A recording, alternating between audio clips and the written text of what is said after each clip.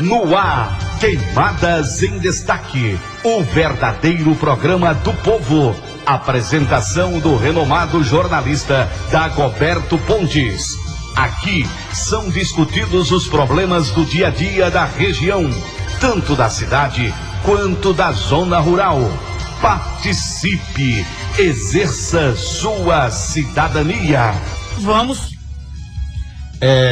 esclarecer um pânico, quase um pânico que se estabeleceu na cidade de Queimadas, com uma notícia divulgada ontem pela TV Paraíba, né, dando a informação que vários políticos do estado teriam sido condenados ou foram condenados pela justiça, pela chamado Meta 4, que é um mutirão jurídico, né, aí organizado pelo judiciário, e julgando alguns processos em lote. Eu nunca ouvi falar de jogar processo em lote, né, em quantidade, né, só leilão tem lote, né? Mas aí esse mutirão tem esse objetivo, julgar vários processos de uma só vez, levando para a vala comum todos os ex-gestores que tiveram alguma conta questionada. E o prefeito eleito desta cidade, o Carlinhos de Tião, apareceu nessa relação do Meta 4, e para esclarecer aos eleitores de Carlinhos de Tião, para esclarecer a sociedade queimadense e também aos adversários de Carlinhos de Tião, chegaram a comemorar, né, que tentam passar a imagem de que ganharam, mas não levam, né? Então, para esclarecer essa situação, nós trouxemos aqui ao programa de hoje o doutor Murilo, que é um jurista bastante reconhecido aqui no nosso estado e que acompanha, né, prestou assessoria jurídica na campanha e acompanha o dia a dia político, administrativo e jurídico da comarca de Queimadas e do município de Queimadas. Doutor Murilo, o que há de verdade nessa história e até que ponto isso compromete a eleição do nosso Carlinhos Tião? Bom dia, doutor. Amigo Dagoberto, saúdo a todos, é um prazer imenso estar aqui hoje, nessa manhã, na Rádio Queimadas FM, principalmente para esclarecer matérias de interesse da população queimadense. Saúdo também aqui os amigos Lamartine, Bismarck, Cascata e os demais que acompanham esse programa, o meu grande prefeito eleito Carlinhos de Tião e o seu vice Pedro Saulo.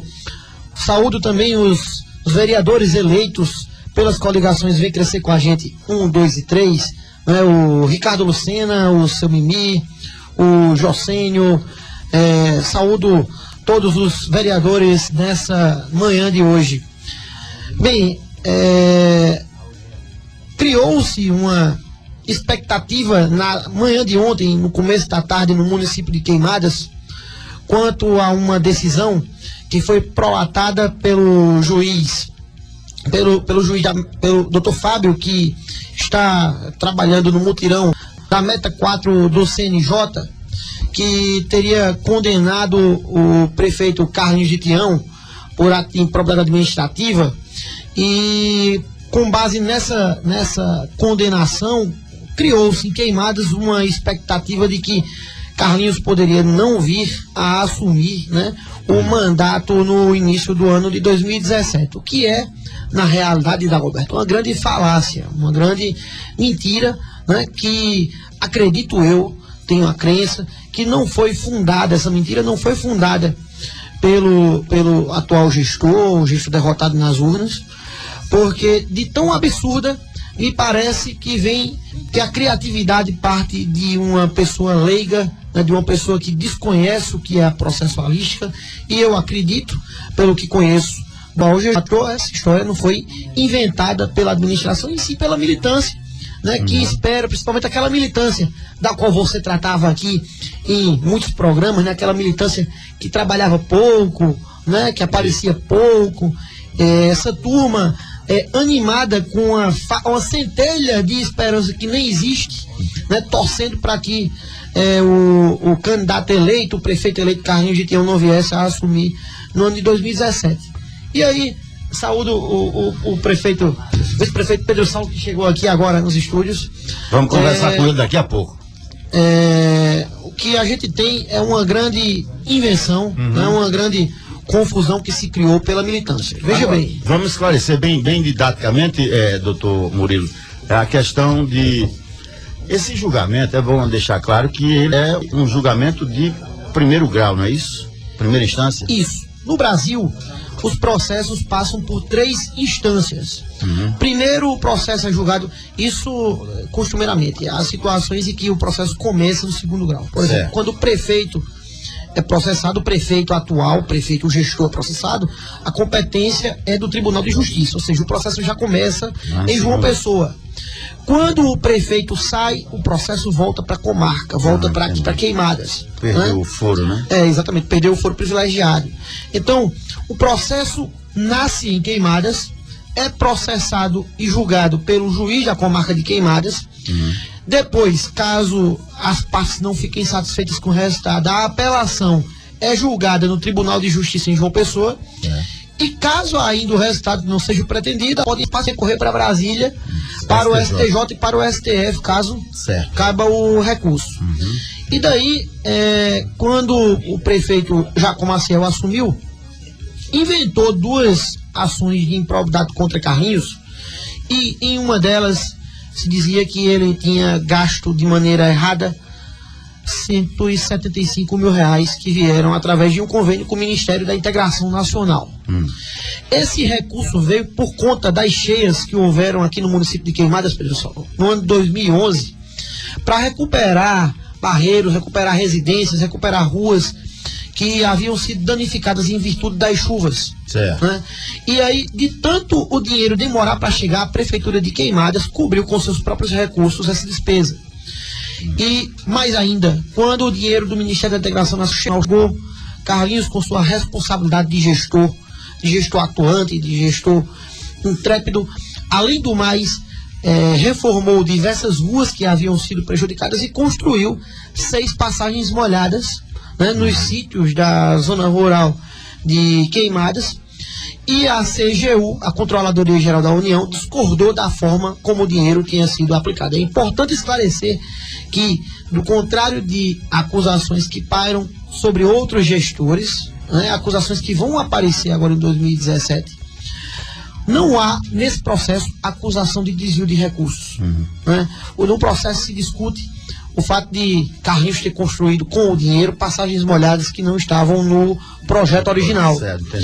E daí o excelentíssimo juiz que julgou o processo resolveu condená-lo por improbidade, mas esse processo é passivo de recurso para o Tribunal de Justiça, né? Somente após a notificação, porque ontem à tarde, lá no auditório do Fórum Afonso Campos em Campina Grande, foram divulgados somente os processos que haviam sido julgados e o resultado.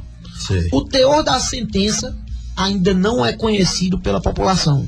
As sentenças só serão disponibilizadas, seja a de Carlinhos, seja a de Bevilacqua, de Juazeirinho, sejam todas as outras, só serão disponibilizadas na segunda-feira. Né? Então, está se fazendo festa com pouco curau, com pouca feijoada. Não tem fundamento comemorar, porque a lei da ficha limpa, meu amigo Dagoberto, diz o seguinte, que só é inelegível aquele que é condenado em segundo grau ou com decisão transitada em julgado por ato de improbidade administrativa que comporte dano ao erário e enriquecimento ilícito. Não é o caso de Não houve dano ao erário, porque as obras foram executadas, pessoal. A Controladoria Geral da União encontrou as obras e nem tampouco enriquecimento ilícito, porque o dinheiro não foi para outra finalidade a não ser satisfazer as necessidades da população de Queimadas. Então, o que é que a gente tira disso tudo? Ainda que a decisão fosse de segundo grau, Dagoberto, ainda que a decisão fosse de segundo grau, ela não seria suficiente para atrair uma inelegibilidade contra Carlinhos Gitião. E nem para impedir a sua posse para o próximo mandato. Absolutamente, absolutamente. Se ocorrer a publicação da sentença, se ocorrer a disponibilização da sentença para Carlinhos, se ele for notificado na semana que vem, não existe possibilidade técnica, dado os prazos processuais, de esse processo vir a ser julgado em segundo grau ainda no ano de 2016. E aí, portanto, caso o processo venha a ser julgado em 2018, 2019, Carlinhos tenha a infelicidade de ser novamente condenado, ele já vai estar no exercício do mandato. E aí, depois de diplomado e empossado, ninguém perde o mandato em virtude de uma decisão de segundo grau, a não ser que ela transite em julgado e haja suspensão dos direitos políticos. Aí não. Se houver suspensão dos direitos políticos, aí o sujeito perde o mandato.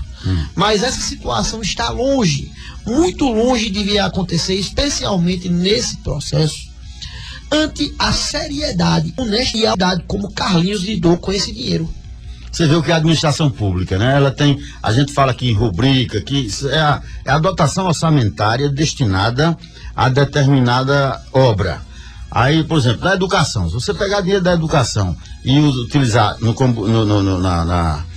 na limpeza urbana, você comete um erro, não um crime administrativo, mas você comete um erro de conduta apenas, que é sanável. Né? Para mim, me parece que é o caso em tela, não é o caso em discussão. É exatamente o caso. Não se pode discutir aqui um ato de prática, de crime, um ato de... doloso. Um ato ímprobo. Não existe ato ímprobo. Eu digo a você, Dagoberto, improbidade significa desonestidade. Isso.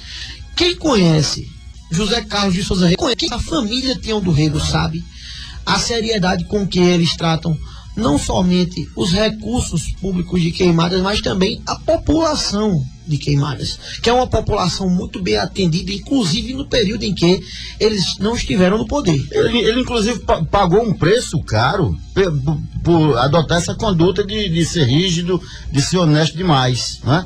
Porque chegava lá o pessoal pedindo as coisas que ele, se ele atendesse, incorreria num crime eleitoral. Não dou, não posso dar.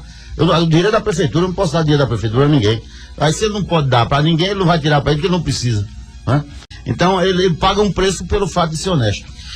É verdade, Alberto. Eu conheço pessoalmente a pessoa do ex-gestor Carlinhos de Tião e digo a você, essa punição que Carlinhos sofreu nas urnas, na realidade puniu muito mais a população de Queimadas do que a pessoa do ex-gestor. Né?